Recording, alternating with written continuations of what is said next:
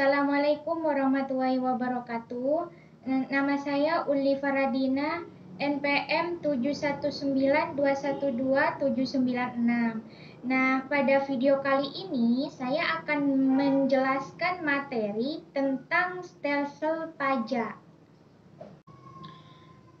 Untuk mengetahui lebih dalam lagi mengenai materi tentang stelsel pajak, terlebih dahulu kita harus mengetahui pertama-tama kita harus mengetahui apa pengertian dari stelsel itu, pengertian dari stelsel pajak, apa yang dimaksud dari stelsel pajak, dan apa pengertian dari stelsel pajak. Nah, untuk membahas pengertian dari stelsel pajak, saya di sini akan menjelaskan pengertian dari stelsel pajak itu apa? Apa itu stelsel pajak? Stelsel pajak merupakan sistem pemungutan pajak yang digunakan untuk menghitung besarnya pajak yang harus dibayarkan oleh para wajib pajak. Nah, pemungutan pajak dapat dilakukan dengan 3 stelsel, yaitu yang pertama stelsel nyata atau real, dan yang kedua yaitu stelsel anggaran, dan yang ketiga, yang terakhir itu adalah stelsel campuran. Terlebih dahulu, saya akan menjelaskan untuk stelsel yang pertama, yaitu stelsel nyata atau real, yang dimana stelsel nyata atau real ini menyatakan bahwa pengenaan pajak didasarkan pada objek yang sesungguhnya terjadi. Misal pada pajak penghasilan, maka objeknya adalah penghasilan. Oleh karena itu, pemungutan pajak baru dapat dilakukan pada akhir tahun pajak, yaitu setelah semua penghasilan yang sesungguhnya pada akhir tahun pajak dapat diketahui.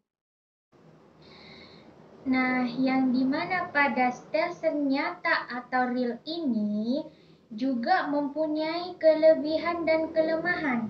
Yang dimana kelebihan dari stelsel nyata atau real ini, kelebihannya adalah penghitungan pajak didasarkan pada penghasilan yang sesungguhnya, sehingga lebih akurat dan realistis.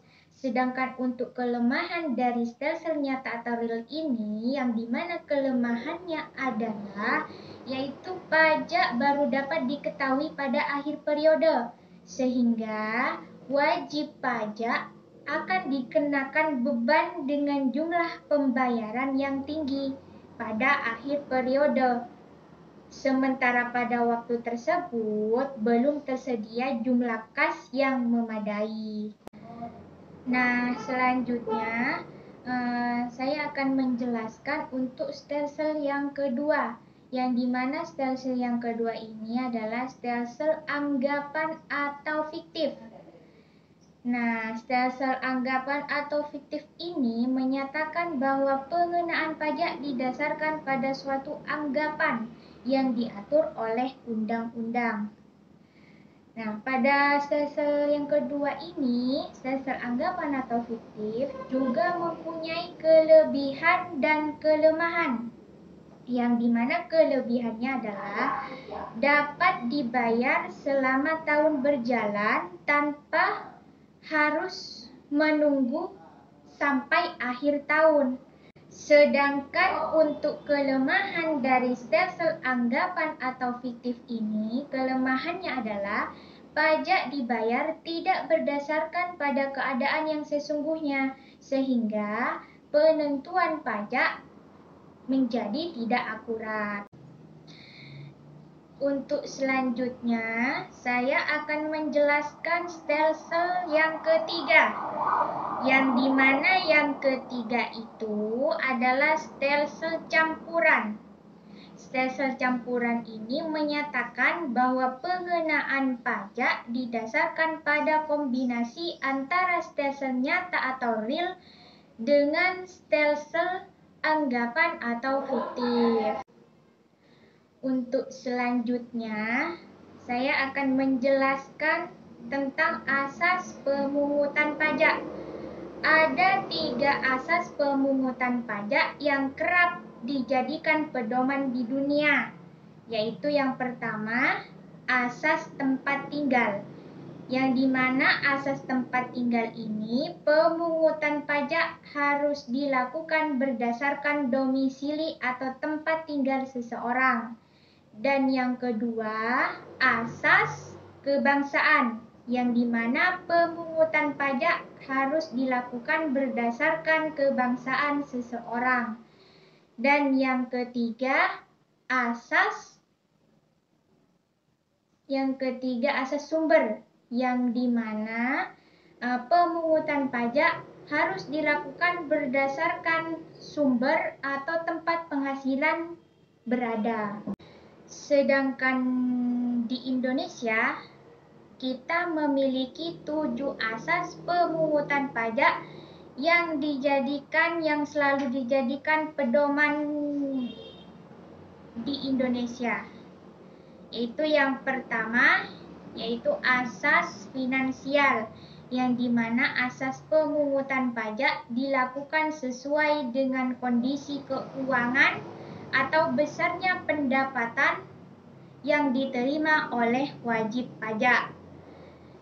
Dan untuk yang kedua, yaitu asas ekonomis, yang dimana pungutan pajak digunakan untuk kepentingan umum, seperti kepentingan rakyat secara menyeluruh.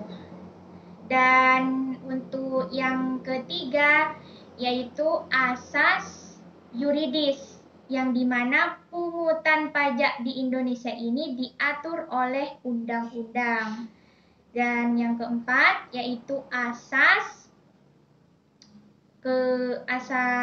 umum, yang dimana asas ini pemungutan pajaknya harus dilakukan berdasarkan atas keadilan umum.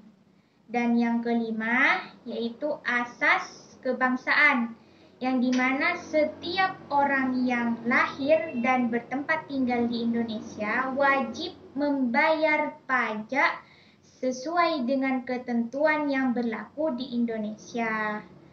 Dan yang keenam, yaitu asas sumber, yang dimana pungutan pajak harus dilakukan sesuai dengan tempat berdirinya suatu perusahaan atau tempat tinggal wajib pajak itu sendiri. Dan yang terakhir, yang ketujuh, itu asas wilayah, yang dimana pungutan pajak harus dilakukan berdasarkan wilayah yang ditentukan.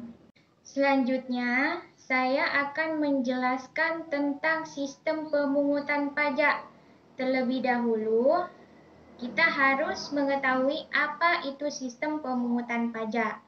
Sistem pemungutan pajak itu sendiri merupakan sebuah mekanisme yang digunakan untuk menghitung besarnya pajak yang harus dibayar kepada wajib pajak untuk negara. Adapun 3 jenis di Indonesia dalam sistem pemungutan pajak. Yang pertama yaitu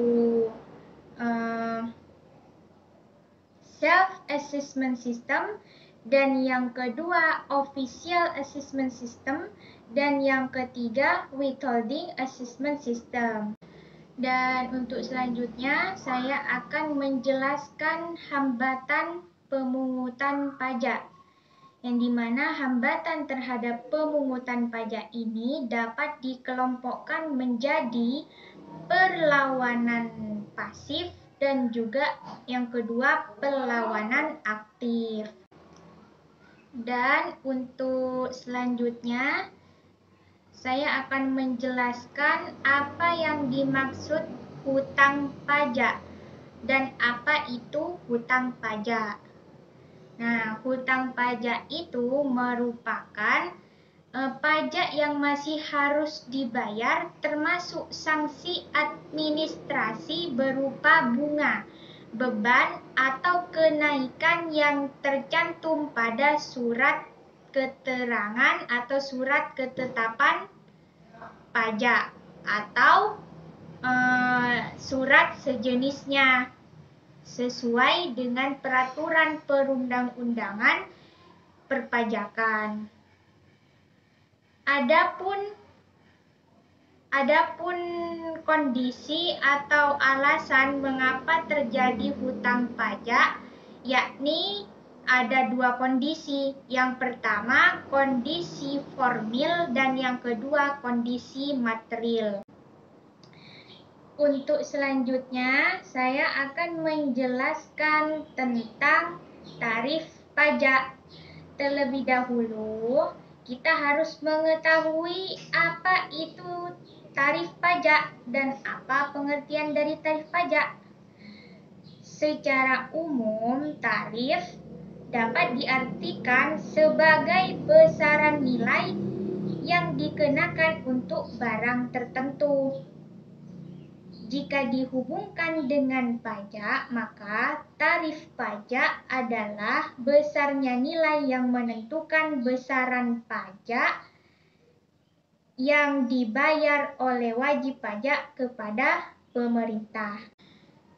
Adapun jenis-jenis dari tarif pajak itu sendiri dibagi menjadi beberapa macam, yakni ada 5. Yang pertama yaitu proporsional flat tax rate atau tarif pajak proporsional, dan yang kedua progressive tax rate atau tarif pajak progresif, dan yang ketiga degressive tax rate atau tarif pajak degresif, dan yang keempat yakni pajak tetap, dan yang kelima yang terakhir yaitu pajak ad valorem dan spesifik.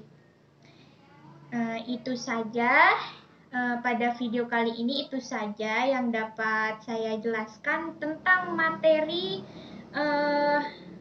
memberikan penjelasan tentang materi stelsel pajak.